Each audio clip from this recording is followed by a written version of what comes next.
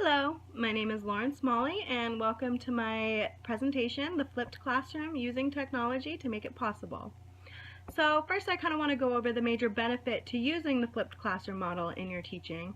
It's basically a reimagination of how you can use your class time, and technology is really what makes this possible. So you create and provide your students with a short lecture style video where they're able to view the content on their own independently. So this frees up your class time for you and your students to be able to practice the skills associated with the content with the support of you as the teacher as well as their peers.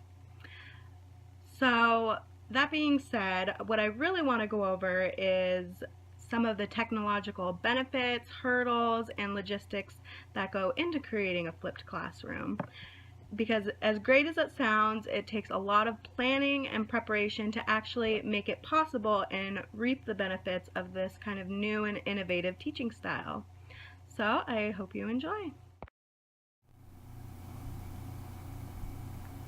So first, why is the video-based instruction that is vital to a flipped classroom potentially very beneficial for today's students? If you look here on the left, you'll see the top 3 types of videos that are most viewed on YouTube: product reviews, how-to videos, and vlogs. From this, we understand that more than ever, people are using short videos to gain information. Consumer information, information about how to use and make things, and information about the lives of others. Now, the content of these videos may not be similar to the type of content we want to put in our classroom videos, but by using video instruction, we are tapping into students' natural inclination to seek information via video. Additionally, YouTube is more frequently used by and is more influential to young people. Young people spend more time watching YouTube than regular television, and YouTube creators and personalities have become more influential than movie and TV stars among young people. Teachers can use the technological trends and habits of young people to increase learning by mimicking what they may already be doing in their free time.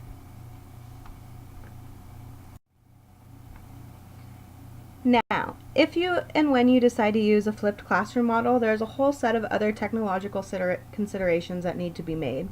This can be summed up within 4 different categories: video creation, considering how you'll make your video; video hosting, considering where to upload your video so that students can access it; video interaction, how will students interact with the video? Will they be required to comment on the video? Will you have embedded formative assessments, or perhaps embedded essay question? And last, learning management. How does this all fit together into your learning plan for students? How will you measure the success of your flipped classroom? How will it increase learning for your students?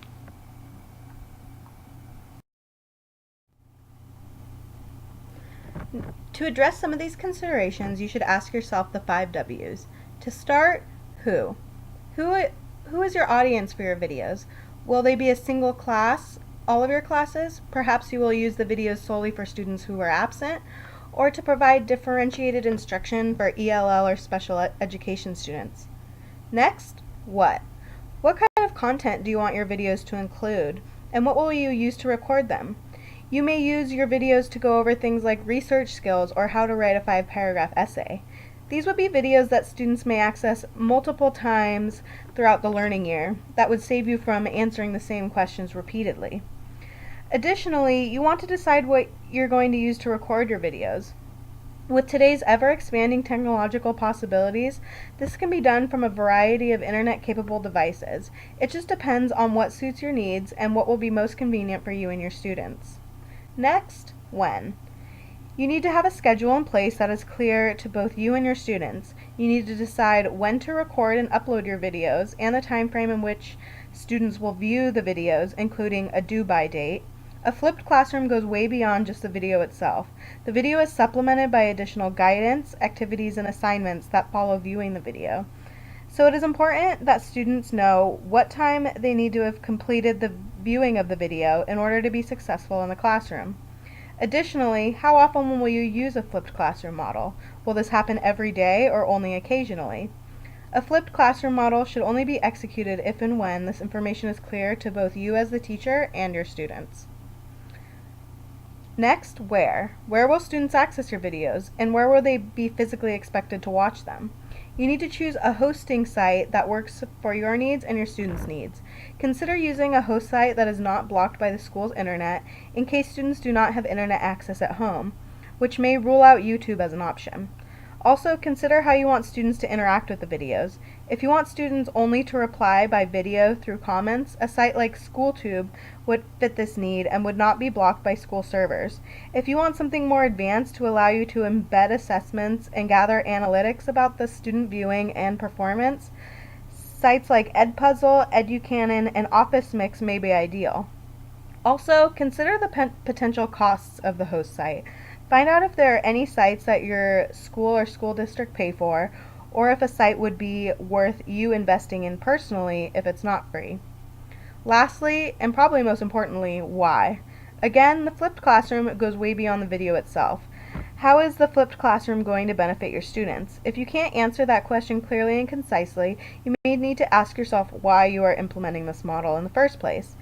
This is a fairly new and innovative classroom style. When your students, their parents, and school administrators ask why you are doing it, you want to have a clear answer. Again, planning and preparation are key.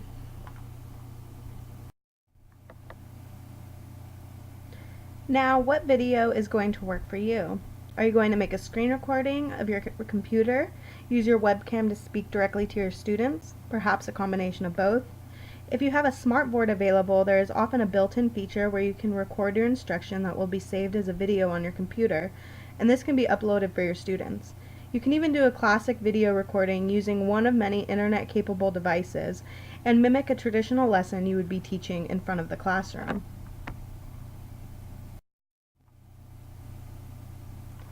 Even with the ever-increasing technology available that can make the flipped classroom model possible, it needs to be considered how accessible this content is to your students.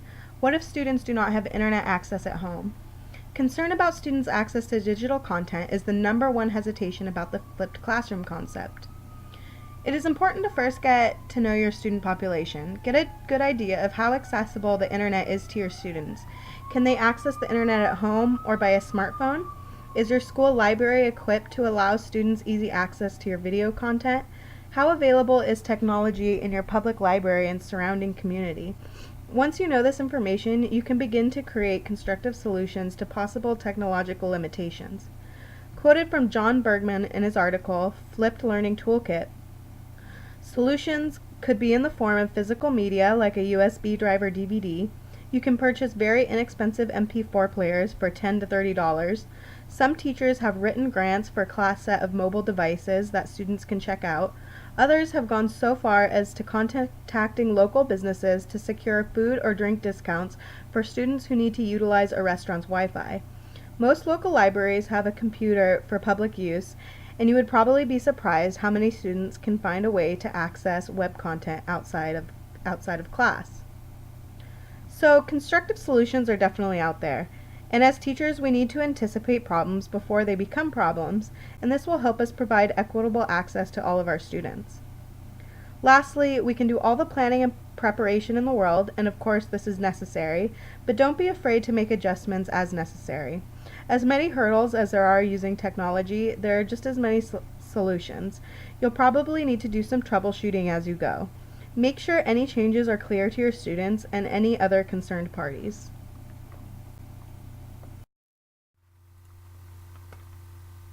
Flipped classroom technology can support diverse learners by allowing more leniency for students with different learning styles.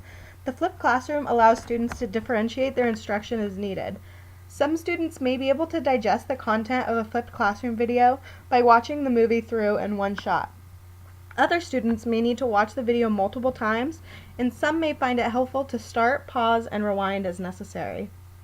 The online videos will also allow students more time to reflect on the material in a more individualized way once they are in the classroom.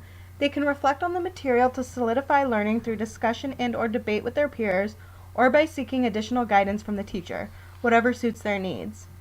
Last, the flipped classroom technology can allow students to have constant access to material to review as needed. This is actually a major reason the flipped classroom has been extensively reviewed as a benefit to libraries. Libraries often have limited staff, so if students need help using library catalogs, using library databases for research, or using less popular research sources such as microfilm, there is limited guidance for these students. Additionally, if a teacher wants to teach students these skills, they usually have one time or one instructional session to do so, and students can easily forget this information. Using flipped classroom videos allows students to independently and constantly access these materials. This applies to other larger overarching concepts of how to format a works cited page or information on how to structure an argumentative essay. Keeping a catalog of these types of resources for students allows them to have easy access when they need them and supports those students who may not fully comprehend material in one instructional session. This in turn also saves valuable class time. So if you're ready to get started, first, make sure you have clear goals in mind that you want to accomplish as a result of implementing the flipped classroom model. This will help you choose the style of your videos that you want to create, how you will record them, and where you will host them to fit the needs of the learning goals for your students. And first, plan on starting small. If you try to do too much too soon, you may end up running into more technological problems than solutions. Then, of course, plan and prepare extensively. Make sure you've sorted out your 5 W's. Next, clearly explain to students both the process of the flipped classroom style, the reasoning behind it, as well as your learning goals that everyone will work toward together. Then, make sure to address any problems early and quickly. Remember to be flexible, as it will take at least a little bit of trial and error. Lastly, don't allow your flipped classroom videos to exist in isolation. Make sure to make the most of your technological leap by supplementing video instruction with extensive guided practice during class time.